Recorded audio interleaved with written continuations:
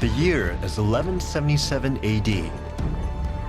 The powerful Khmer Empire has dominated the Southeast Asian mainland for centuries. A great and sophisticated civilization, they built the largest temple on earth, the resplendent Angkor Wat. And their capital is the largest city in the world. But now, the empire is faltering, and the Khmer suffer a great humiliation at the hands of an invading enemy. Their only hope lies with an exiled prince. The future of a great empire rests with one man.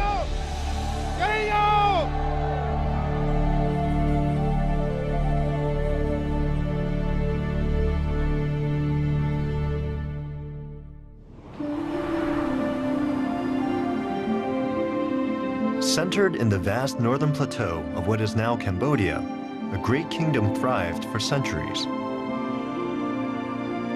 The Khmer were the builders of Angkor Wat, a masterpiece that's still the largest sacred structure ever built. Their culture was rich and complex, blending their adopted religion of Hinduism with older indigenous traditions and beliefs. Their art and monumental architecture was so impressive and advanced that some local people still believe they must have been built by gods.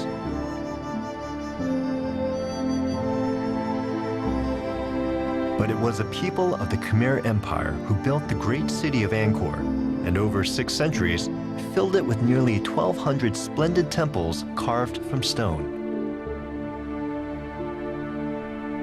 Eventually, this great civilization collapsed, and its capital city and grand temples were largely abandoned.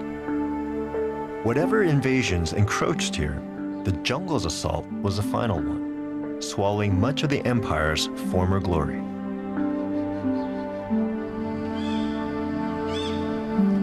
It's often said that nature is the final conqueror of all things.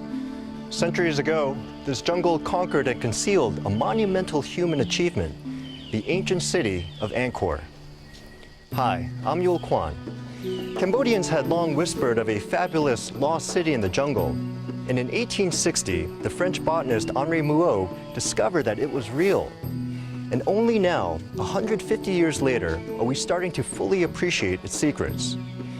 Thanks to decades of painstaking research and restoration, we can travel back in time, recreate the splendor of ancient Angkor, and begin to understand how its creators lived.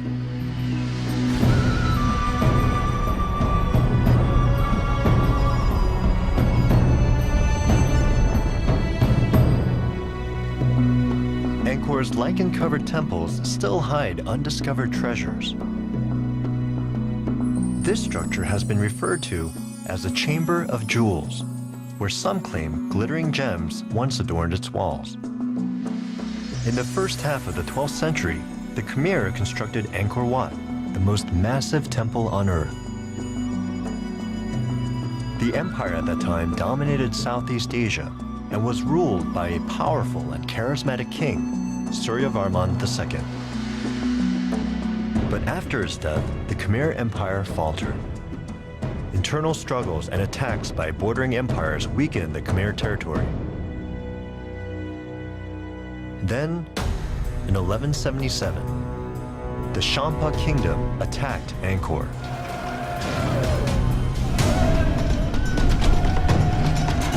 The Cham people ruled what is now Central and South Vietnam. Their surprise raid on the sacred city was a devastating event. A Khmer inscription tells a story. Full of proud confidence, the Cham king invaded our country, a paradise on earth.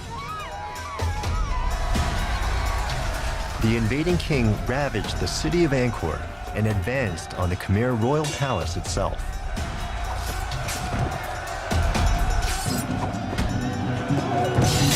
A stone sculpture records that, with a powerful fleet, he pillaged it and put the king to death, without listening to any reason or proposal of peace.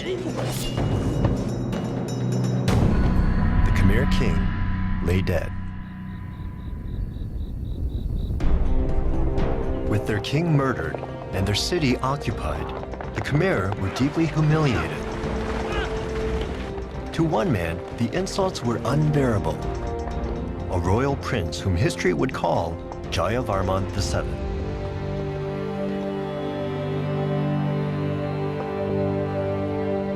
In Cambodian culture, Jayavarman VII is both a hero and a mystery, with many details of his life remaining unknown. He was indeed a royal prince, though he probably didn't have a legitimate claim to the throne. He's believed to have been out of favor with the Angkor rulers, living with his wife in voluntary exile to avoid being killed.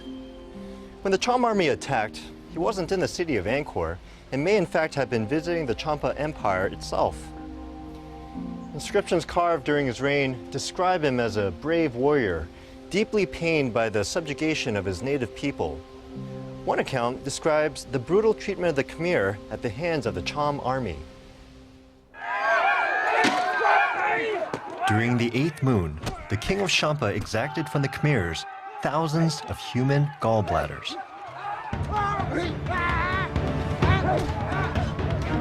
They would confront people, throw a hood over their heads.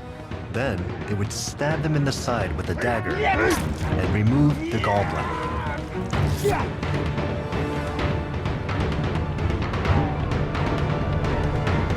This barbaric practice came from an ancient belief that the gallbladder contains a person's courage, and that by consuming the gall of one's enemies, a warrior would grow more brave and powerful.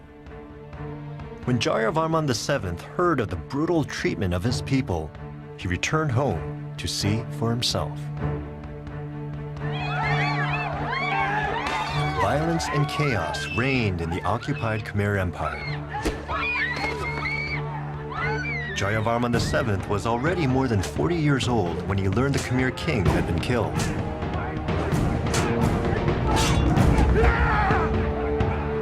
When he saw what was happening, he felt called to defend his homeland.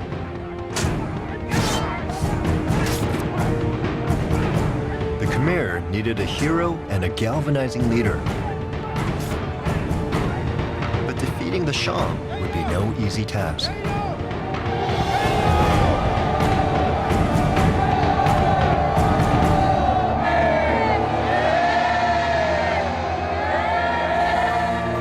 Jayavarman VII was born in Kampong Swai, more than 60 miles to the east of Angkor. Thanks to rich deposits of iron ore, the region was a major producer of weaponry. Jayavarman VII made this his home base as he worked to consolidate his power. He was able to raise a sizable army and began training, preparing his forces for war with the Cham.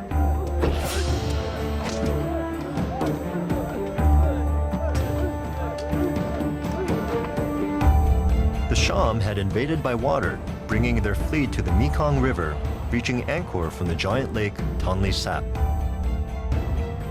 Jayavarman VII's forces pushed the invaders back to the lake and eventually farther south.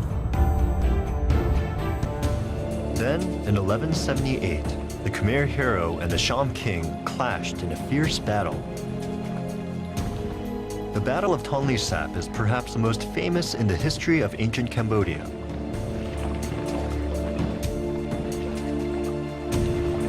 Khmer ships were almost 90 feet long and carried some 45 men.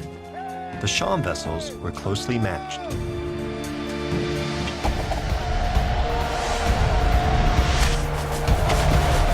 The warriors fought with bows, arrows, and spears. The battle was long and bloody, and the forces fought hand to hand.